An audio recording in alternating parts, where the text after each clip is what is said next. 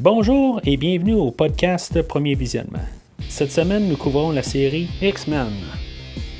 Le but de ce podcast est de s'amuser tout en discutant d'un film ou d'une série de films. Il est important de prendre en note que si vous n'avez pas encore écouté le film à discuter aujourd'hui, je vais le spoiler complètement. Bienvenue sur Liberty Island. Aujourd'hui, nous parlons de X-Men, sorti en 2000, réalisé par Bryan Singer, avec Patrick Stewart, Hugh Jackman, Ian McKellen, Halle Berry, Famke Janssen et James Marsden. Je suis Mathieu, et non, j'ai pas de nom spécial parce que je ne suis pas un X-Men. Alors tout d'abord, avant de commencer, juste bon retour là, après cette longue pause là, depuis le temps des fêtes, là, depuis l'émission de Bumblebee. Bon, ben comme par hasard, on commence une autre série. Les plans étaient un peu de faire quelques petits films singuliers là, prochainement, là, mais malheureusement, le travail m'a occupé beaucoup dans les dernières semaines. Donc, ça a fait que j'ai dû couper une couple de films et reprendre là, à partir là, de ce qui nous amène aujourd'hui. Là. Dans le fond, on va se diriger là, vers Dark Phoenix. Là, le dernier film là, d'X-Men là, qui devrait sortir là, au mois de juin. Puis c'est vrai aussi, il va y avoir le film un peu plus tard là, au mois d'août. The New Mutants, je sais pas exactement c'est quoi, là, ça va être comme un autre spin-off, mais ça va être dans l'univers X-Men. Dans le fond, ça va fermer le Foxverse, là, puisque dans le fond, là, X-Men ont été comme rachetés là, par Marvel, là, puis Disney. Fait que toute cette histoire-là va se fermer. Là, fait que je vois juste l'opportunité là, de réussir à fermer là, l'histoire là, des X-Men là, dans le Foxverse. Là. Aussi, vous allez remarquer que dans le fond, j'ai changé un peu le show. Le show va être un peu plus tight. Il va avoir moins de longueur. On va être rendu. Ça va être sensiblement la même affaire. C'est juste que dans le fond, là, on va peut-être un peu moins discuter moins point par point. Ça va être plus une analyse. En tout cas, vous allez voir, là, la structure va être beaucoup plus linéaire, peut-être. Mais on va apporter plus on va parler plus là, de sujets spécifiques là, les temps venus. Là. On parlait plus d'une analyse du film. En soi, ben, je veux dire, c'est pas qu'on le faisait pas avant, là, mais on va regarder plus les thématiques, tout ça. Mais à place de revenir un peu tout ça, puis faire le film chronologique, on va plus en parler là, de façon globale en regardant plusieurs petits points dedans. Puis c'est ça, fait que dans le fond, là, vous m'en parlerez là, sur les commentaires, là, voir comment vous aimez la nouvelle formule. Sinon, on reviendra à l'ancienne formule ou quelque chose de même. Si, je veux dire, l'important, là, moi, dans le fond, c'est qu'on fasse quelque chose de mieux en mieux à chaque podcast. Là. Fait que dans le fond, aujourd'hui, c'est ça, on parle du film X-Men. Si on se remet un peu là, dans le temps, là, dans les années 2000, là, ben, dans le fond, mettons, plus en 98-99, quand le film a été filmé, on revient dans ce temps-là, dans le fond, les films de super-héros commençaient à être pas mal anéantis, on n'avait plus ben, on pourrait dire, peut-être le dernier plus gros, là, c'était genre Batman et Robin, qui était probablement un des pires films, là, si on veut, là, reçu, là, je veux dire, en fait, critique, tout ça. Pas nécessairement en fait d'argent, là, mais je veux dire, dans le fond, là, on s'en allait là, dans du n'importe quoi. Là, je veux dire, là, ça commençait à être pas mal mauvaise réputation là, pour avoir un film de super-héros.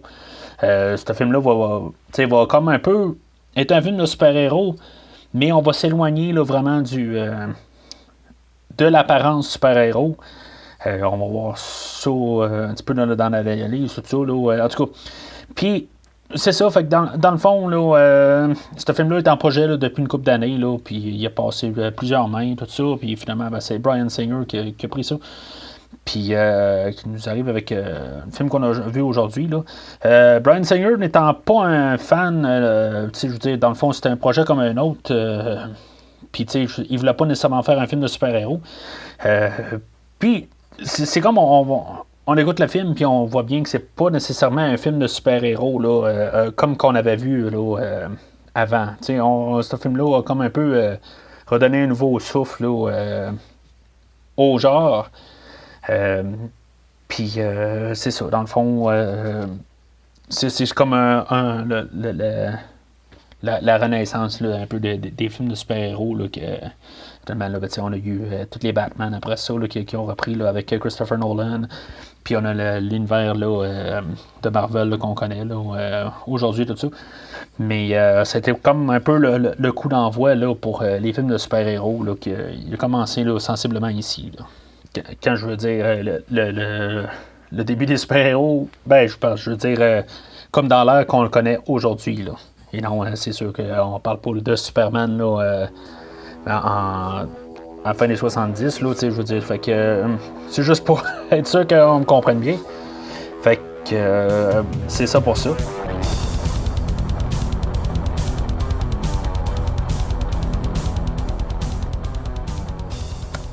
Fait, c'est ça, dans le fond, si on parle un peu là, du film là, en bout de ligne, il y a plusieurs thèmes dans tout le film. Là, on voit là, dans le fond, dans tout le long du film, là, on voit là, qu'il y a un thème de racisme. On peut relier ça, là, mettons, au blanc et au noir. Au début là, des 1900 là, aux États-Unis, puis même pas mal globalement, dans le fond.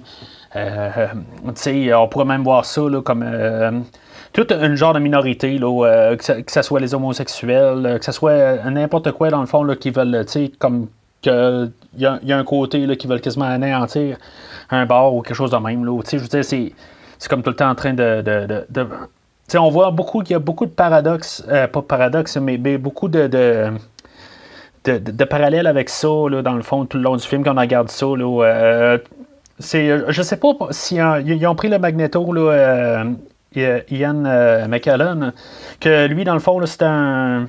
Je veux dire, il était bien actif là, pour la communauté gay et tout ça. Je sais pas si ça l'a joué avec son fait que ce soit en guillemets, le chef des méchants. Là, je veux dire, c'est. Tu sais, je veux dire, c'est un. Je sais pas, là, parce qu'en théorie, là, je dis méchant, dans le fond, on va apprendre que je veux dire, c'est quasiment des points de vue, là, c'est ça qui est intéressant de ce film-là. C'est c'est un point de vue différent, il est un peu plus drastique, puis on a un peu le côté. C'est comme les deux côtés, les X-Men, puis le côté à Magneto. On a la même. Ils ont les deux le même problème. Je veux dire, sont les deux des mutants. Sauf qu'en bout de ligne, je veux dire, il y en a un qui c'est plus des extrêmes. Un plus extrémiste, puis l'autre plus. Il va vivre avec ça, on va être plus diplomate. Fait que, on voit quand même il y a vraiment un parallèle avec le monde là-dessus. Là,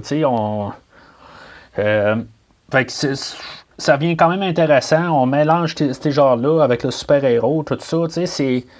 On a vraiment une nouvelle dynamique. Puis, c'est quand même une bonne partie là, clé du film. C'est pas juste comme une affaire dans le fond. Là, ça va jouer tout le long du film, cette thématique-là. Puis, on va jouer aussi là, d'autres thèmes là, dans le film. Là, on va jouer aussi avec le thème de famille, tout ça. Là, les X-Men qui se. On voit chacun. On les voit tous un peu différents chacun. Tout ça, finalement, ils se rassemblent à la fin. C'est tout une autre dynamique, tout ça. On voit que on n'est pas juste le bon contre le méchant. On a nos personnages là, à la fin, ils viennent ensemble, tout ça. C'est comme un peu plus organique qu'un film de super-héros normal. Mais c'est sûr que là, on se ramasse avec plusieurs super-héros comparé à juste un, là, comme soit Batman ou. Mais en tout cas, je veux dire, on est rendu plus avec les plusieurs plutôt que juste des personnages uniques. Là. Puis, autre thématique, là, bien sûr, là, on a aussi. Là-dedans, on a un sénateur, dans le fond, là, qui va comme voir l'autre côté là, des choses, tout ça. Fait que, on a une autre thématique là-dedans, là, de voir l'autre côté de la chose, tout ça. Qui revient un peu là, à la première thématique que je parlais tantôt là, de chacun a leur point de vue, tout ça, ben, tu sais, je veux dire que peut-être qu'il manque un peu de voir de l'autre côté, tout ça. Ça, c'est un film qui est bien, bien intéressant là, pour, quand on regarde là, les thématiques. Là. Mais étrangement, quand on fait juste regarder l'histoire en tant que telle, tu sais, je dis que c'est quand même un peu riche, ben, tu sais, en fait, de toutes les thématiques. Mais tu sais, on regarde l'histoire, dans le fond, là, c'est une histoire très basique en bout de ligne, là. Pour ça, je veux dire, dans le fond, c'est juste, c'est sensiblement le méchant, puis les bons de l'autre côté. Puis, tu sais, s'il n'y a rien de plus basique, en fait, d'histoire de fond, là-dessus, c'est le bon et le méchant, puis qu'un veut conquérir le monde, puis les bons arrivent pour détruire son plan. C'est vraiment pas plus compliqué que ça, en bout de ligne. Méchant étant, en guillemets, là-dedans. Mais vous comprenez ce que je veux dire? Oh. Juste, on est rendu un peu à l'inverse peut-être là, de tous les autres films de super-héros. On inverse ça.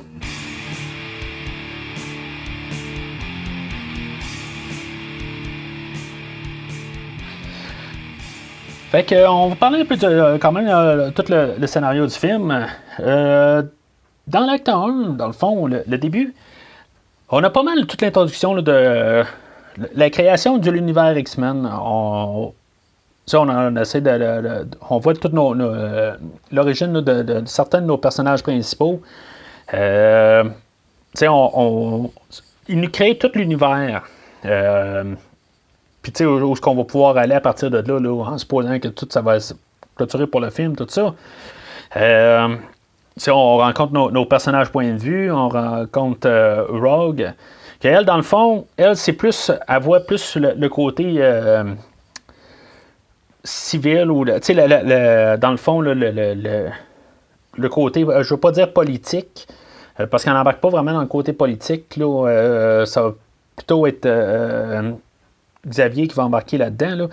Mais elle voit plus comment que c'est la vie là, d'un mutant. On va voir ça pas mal de son point de vue. Je veux dire, comme tout d'un coup, les apparitions qu'elle commence à embrasser là, son chum, puis tout d'un coup, ben, lui, il commence à devenir... en tout cas, il se fait comme drainer là, sa vie, ou je sais pas trop. Là, fait que...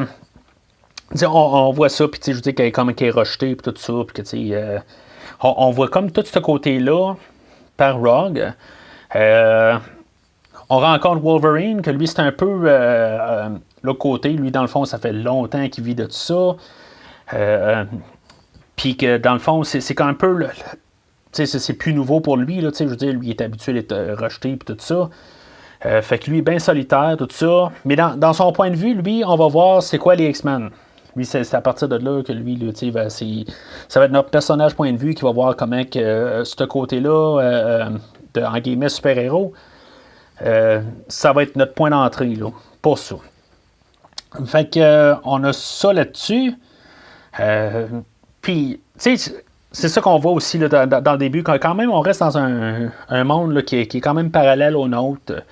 Tu sais, Wolverine, là, je veux dire, qui trouve ça un peu ridicule, les noms qu'ils se donnent, tout ça.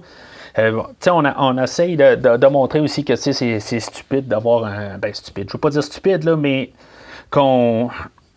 Tu sais, un peu le côté là, de tous les Superman, tout ça, ben, tu sais, que c'est un petit peu... tu sais, il va rire un peu du nom de Cyclope, tu sais, puis des affaires de même, tu sais, il trouve ça un petit peu ridicule. Fait que, tu sais, pour mettre ça, là, comme pourquoi c'est pas juste les noms là, qui sont là, tout ça, tu sais, fait que...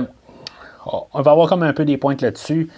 Fait que ça nous grande un peu là, dans la réalité, là, tout simplement. Puis, c'est ça, fait que, tu sais, on a toute l'intro là, de plusieurs X-Men, tout ça, les habilités, tout ça, pour tout construire un univers au complet.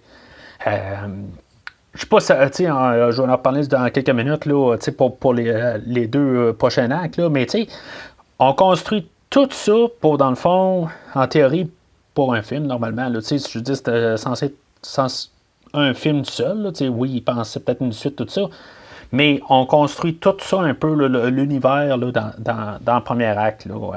On nous en envoie beaucoup de personnages pour rien, mais ça l'enrichit beaucoup, beaucoup tout ce qui va venir là, qu'on se sent là, qu'on est vraiment là dans l'école là, de Xavier.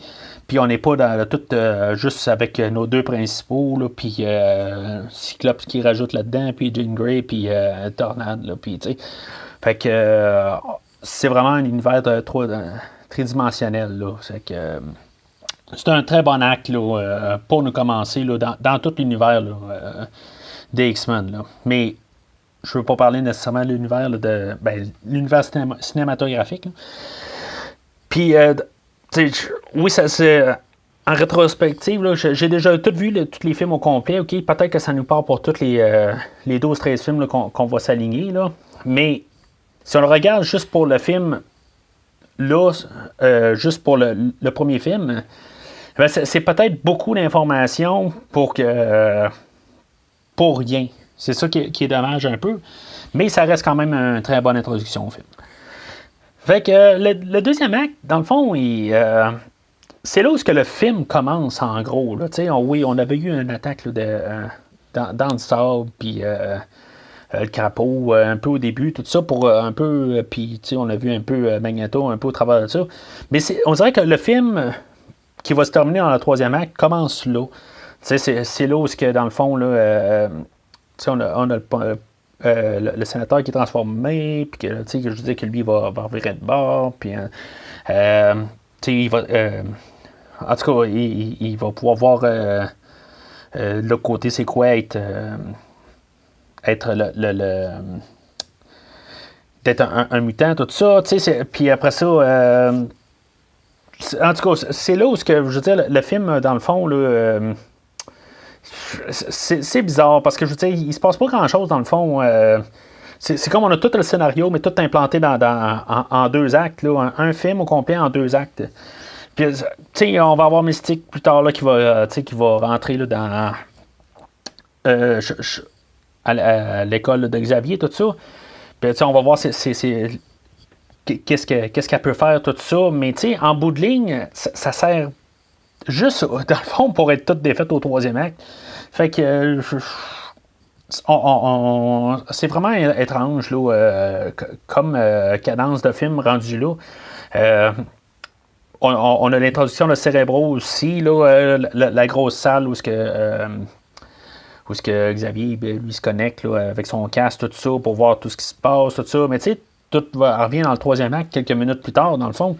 Fait que puis on a l'implantation aussi dans le fond pour des possibles des idées pour avoir X-Men 2, tout ça, il y a des flashbacks de Wolverine, des affaires de même pour qu'on puisse qu'il y ait une direction pour un deuxième.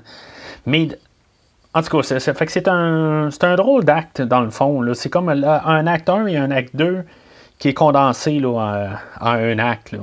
Fait que ça passe assez rapide.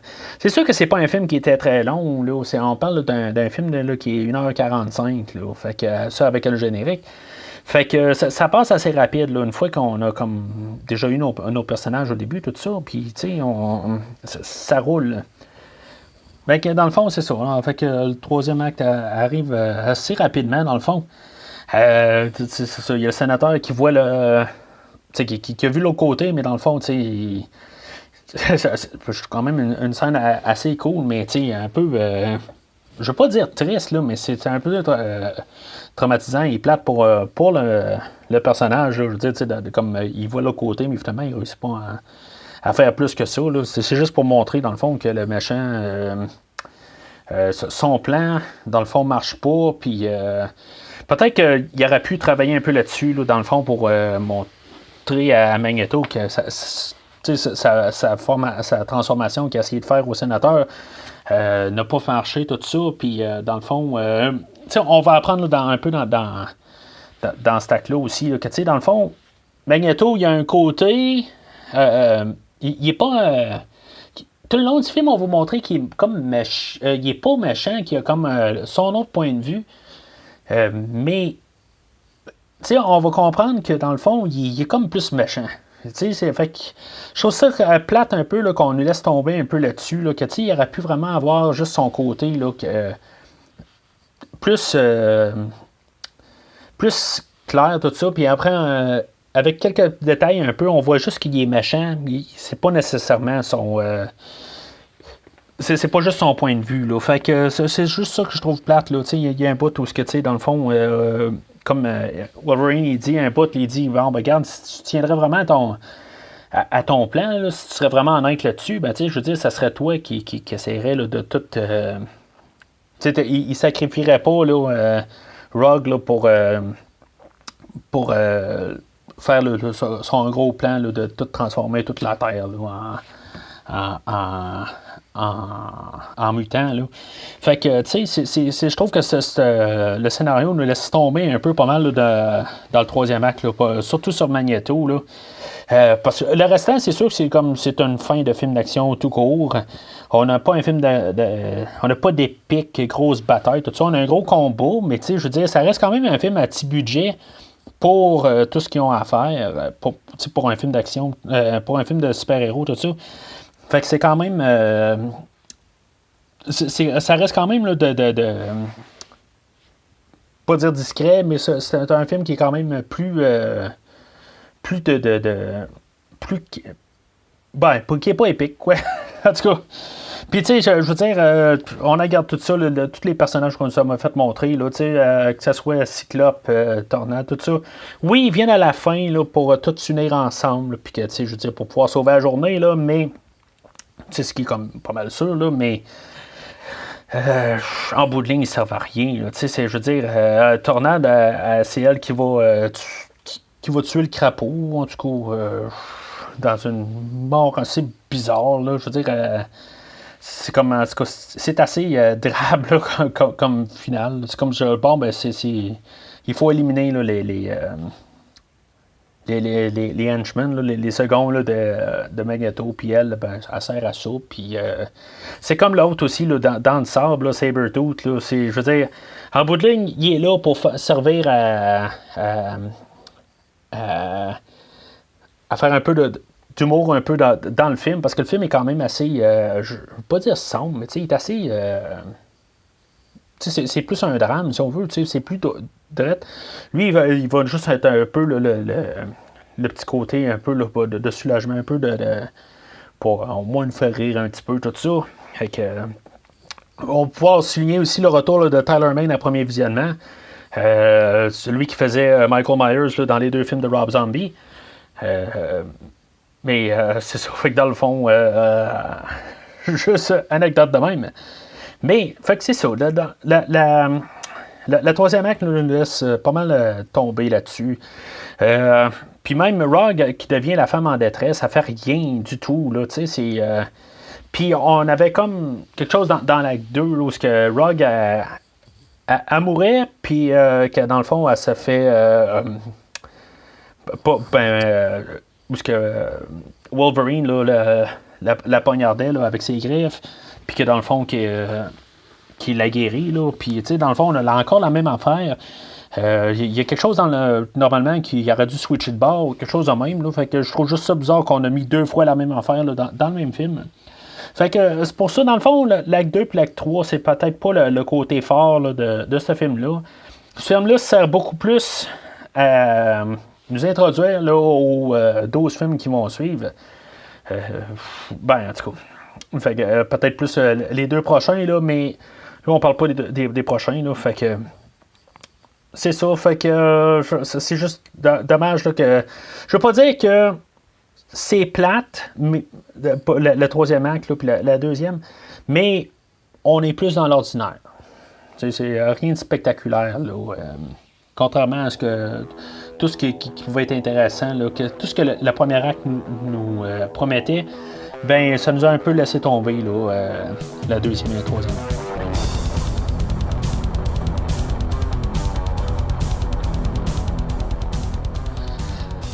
En conclusion, le film, c'est un vert, OK? Mais le vert le plus neutre qu'il y a. Je veux dire, c'est pas mal entre le vert et le jaune. Là. OK, il n'est pas dans la catégorie du jaune, mais il n'est pas dans le vert.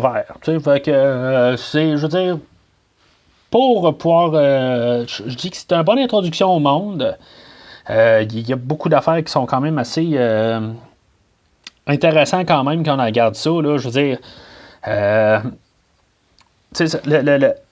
le fait d'univers, on a besoin de voir ce film-là pour un peu comprendre peut-être là, l'univers qui va suivre après. Mais pour ce film-là, en tant que tel, là, c'est ce que c'est. Dans les choses intéressantes qui est quand même bon à parler, je veux dire, tu sais, j'ai remarqué par contre, ce qui est gossant, c'est que oui, on tient ce film-là sur des bases réelles, mais tu sais, on voit les mutants qui ont comme genre des pouvoirs à l'infini. Je veux dire, ils pourraient un peu s'essouffler, tout ça.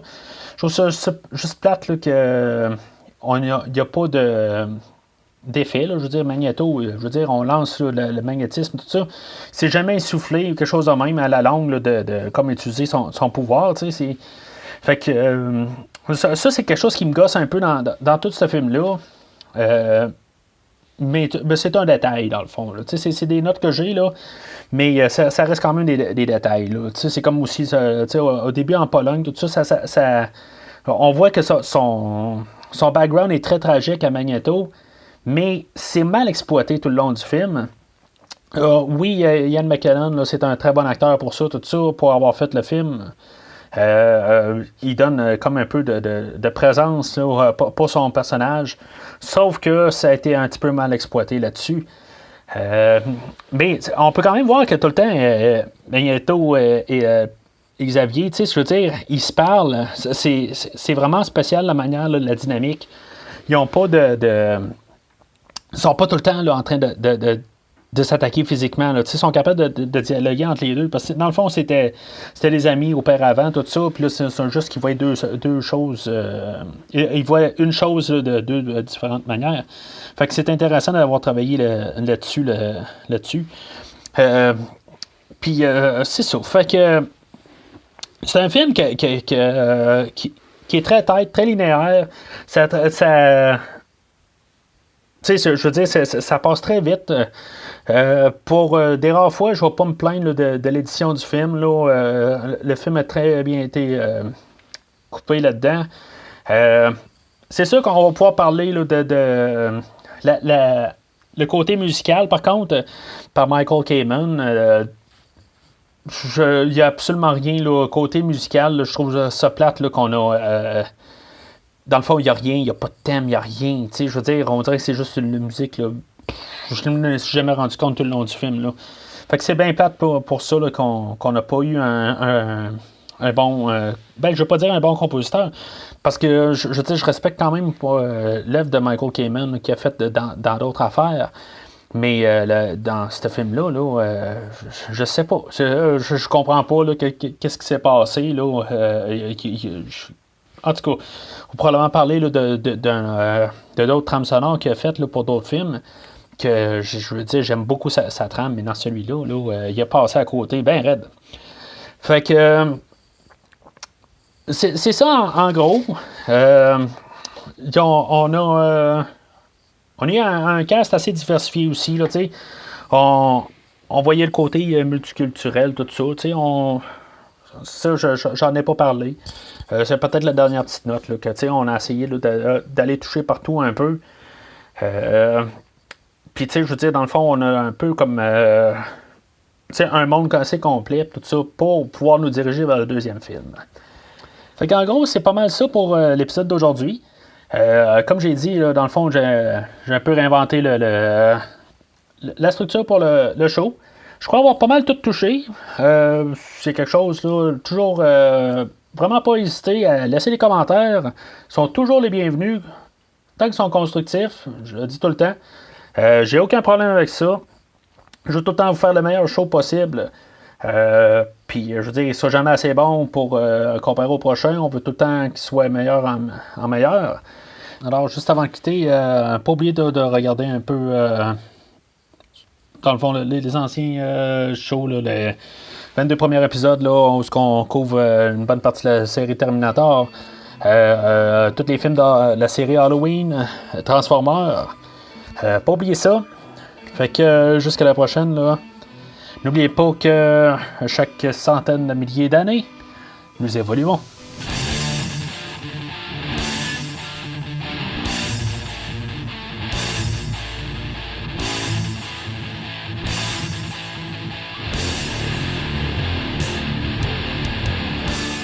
Merci d'avoir écouté cet épisode de Premier Visionnement. J'espère que vous vous êtes bien amusés. Revenez-nous prochainement pour un nouveau podcast sur un nouveau film. Les opinions qui se sont dites sont les miennes et ont pour but de mieux comprendre le film et ou trouver un sujet de discussion et non de servir comme version officielle ou définitive du film discuté ici. N'oubliez pas de suivre la page Facebook de Premier Visionnement pour être informé de nouveaux podcasts. Vous pouvez écouter Premier Visionnement sur plusieurs plateformes, dont Spotify, YouTube et Stitcher. Merci et au prochain épisode.